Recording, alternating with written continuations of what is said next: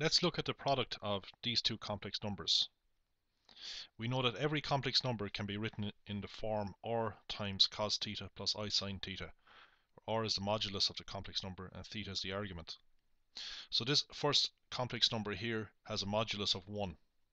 So, there's a 1 here. It's not written in, of course. We don't need to write it in. So r is 1 for this complex number. And for this second complex number, r is also 1.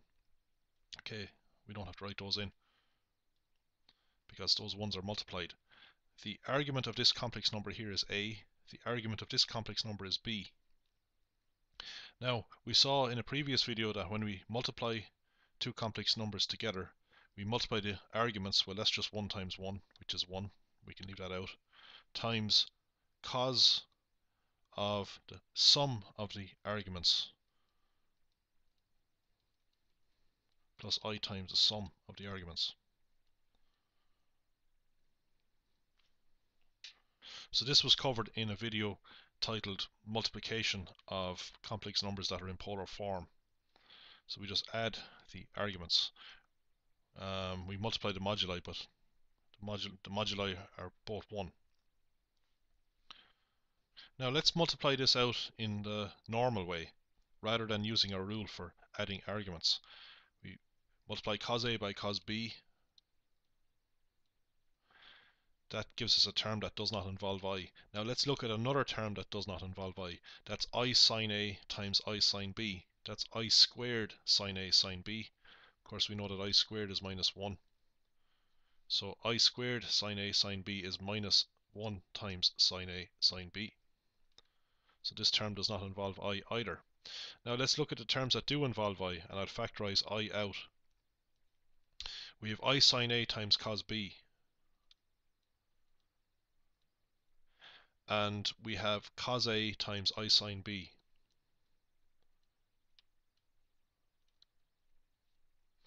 So we can write this product of two complex numbers as this single complex number here. Its real part is the part that does not involve I. So I'll write RE under this for the real part of this complex. This is all one complex number. And on the right hand side we have another complex number which must equal this, of course. The real part of the complex number on the right hand side is cos of A plus B. Now let's look at imaginary parts. The imaginary part of this complex number is here. It's the I part. It must equal the imaginary part on the other side. So that's the only way that two complex numbers can equal each other. The real parts must equal each other and the imaginary parts must equal each other. But now you see that we've just derived two very important identities, two very important trigonometric identities, in a much easier way. In a much easier way than the usual way of doing it, which usually involves some sort of a geometrical argument. Now let's get some more identities by replacing b with minus b. So cos A plus b will become cos A minus b.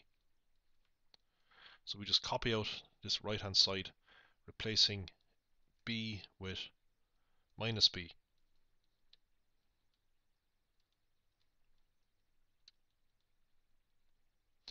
Then we use the fact that the cos of minus b is just the cos of b, and the sine of minus b is minus sine b. So we've come across these a few times in the previous videos. So we get cos A cos b, and because sine of minus b is minus sine b, this minus sign is can be brought out here to the front. So we get plus sine A sine b. So when we change this sign here from plus to minus, we change this sign from minus to plus. Now let's look at the other identity. Sine of A minus b, so we're replacing b with minus b, equals sine of A times cos of minus b plus cos of A times sine of minus b. That's equal to sine of a times cos of b, because cos of minus b is cos of b, plus, well, we won't actually have a plus sign there, because sine of minus b is minus sine b. So this minus sign can be brought in front of the sign or brought in front of cos. We have this factor of minus 1, so change this from plus to minus. So when we change this sign here from plus to minus, we will change this sign from plus to minus.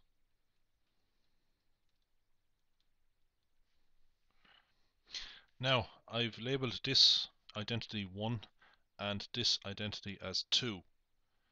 If we add identity 1 onto identity 2, we will get an identity for products of cosine terms. We can write a product as a sum, which is useful when you're doing integration. So we add the left hand sides together. We add cos A plus B onto cos A minus B to get this. Then we must add the right hand sides. We add cos A cos B minus sin A sin B onto cos A cos B plus sin A sin B. The sin A sin B terms will cancel out when we add them because they have opposite sign. And we've cos A cos B plus cos A cos B. That's 2 cos A cos B. So that means we can write cos A cos B as half of all of this. So we can divide all of this by 2. So we have a formula for the product of these two cosine functions.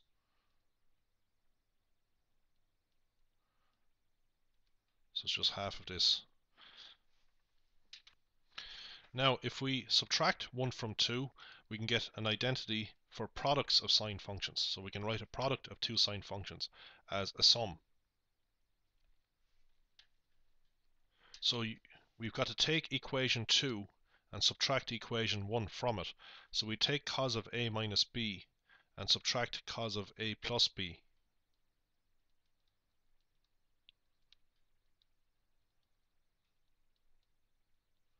And of course we must do the same to the other sides. We take this side here and subtract this from it. When we do that, the cos A cos B part will cancel out. Cos A cos B minus cos A cos B will give 0. But when we take sin A sin B and subtract minus sin A sin B, that's sin A sin B plus sin A sin B, which is 2 sin A sin B. And of course we can divide across by 2 then to get an identity for a product of sine functions.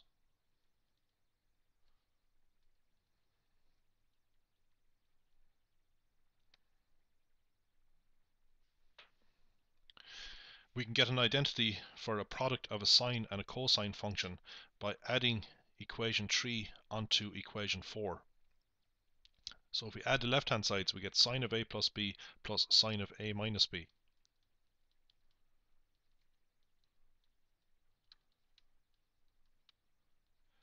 If we add the right hand sides, we get sine A cos B plus sine A cos B. That's 2 sine A cos B.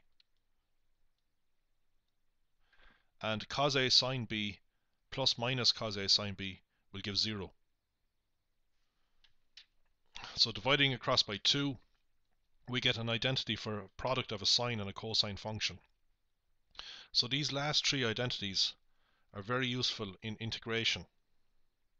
Say you want to integrate products of cos functions, products of sine functions, or the product of a sine and a cos function.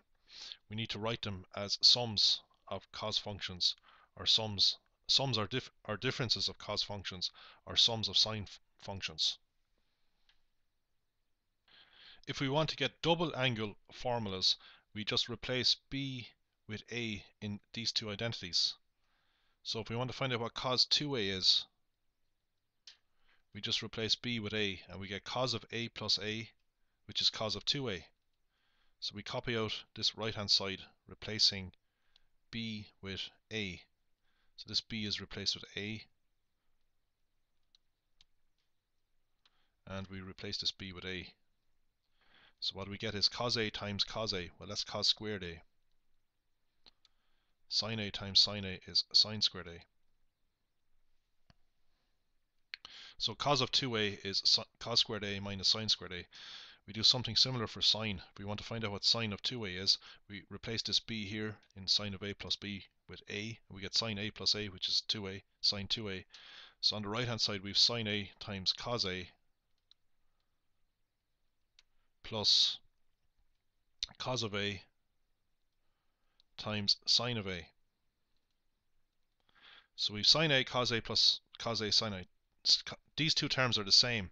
So this is 2 sine a cos a. Another very important identity is the following. Cos squared a plus sine squared a equals 1, no matter what a is. It's easy to prove this by considering a point on a unit circle. So a unit circle is a circle of radius 1. And any point on it has coordinates cos a, comma, sine a. So the radius is 1, and a is this angle here. A is measured anti-clockwise from the positive x-axis, or real axis if we're talking about the Argand diagram. It's easy to show that the coordinates are cos a, sine a, because the side adjacent to a in this right angled triangle, this side here, is the x value. It's cos of a, because cos of a is x over 1. Cos of a equals x. And the side opposite angle a is sine of a, because sine of a is y over 1. So sine of a is equal to the y value. So then you can see that by Pythagoras Theorem, x squared plus y squared equals the hypotenuse squared. The hypotenuse is 1. X squared plus y squared equals 1 squared. In other words, cos of a squared, or cos squared a, plus sine squared a equals 1. Okay, so that's true for this, for an acute angle A, but it's true for any angle A actually, turns out. Now we can use this identity here to get two new identities out of this particular identity. We can replace sine squared A with 1 minus cos squared A. So we get cos 2a equals cos squared A minus 1 minus sine squared A. So we just rearrange this to make cos squared A the subject. Cos squared A equals 1 minus sine squared A. Actually, what I really want to do is... sine squared A is 1 minus cos squared A, of course. So what we have is cos squared A minus cos squared A. That's 2 cos squared A. So we get that cos 2A is 2 cos squared A minus 1. And we can write cos squared A as a half of cos of 2A plus 1. We can get another identity by replacing cos squared A in this identity here with 1 minus sine squared A. So that's what I've done here. This is cos squared A here. So we get cos 2A equals 1 minus sine squared A minus sine squared A. That's 1 minus 2 sine squared A. So rearranging that, we get 2 sine squared A is a half of 1 minus cos 2A. Yeah, so I divide across by 2. So I get another important identity. Now these identities are useful when we do integration. So if we want to integrate a cos squared function, we have to write it as a cos function, and then it's straightforward enough to integrate it. If we want to integrate a sine squared function, we write it as a cos function without any square, so it becomes straightforward to integrate. Finally, we can get the so-called half-angle formulas by using these two results here and replacing A with a half A. Of course, these are true for any angle A, so we can replace A with anything we like. If we replace A with a half A here, we get cos squared a half A, or A over 2, equals a half into cos of 2 times A. That's 2 times a half A, which is 1A, plus 1. So, sorry, I want cos of 1A plus 1 here. So we can rearrange this then to get cos A in terms of cos of A over 2.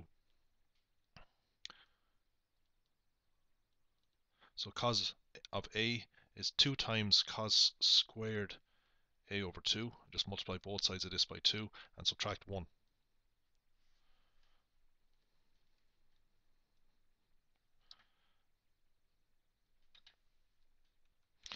We can also look at this identity here and replace A with A over 2. So we get sine squared A over 2 equals a half into 1 minus cos of 2 times A over 2. So 2 times A over 2 gives us A. And if we wanted to, we could rearrange this to get cos A in terms of sine squared A over 2. I won't bother doing that.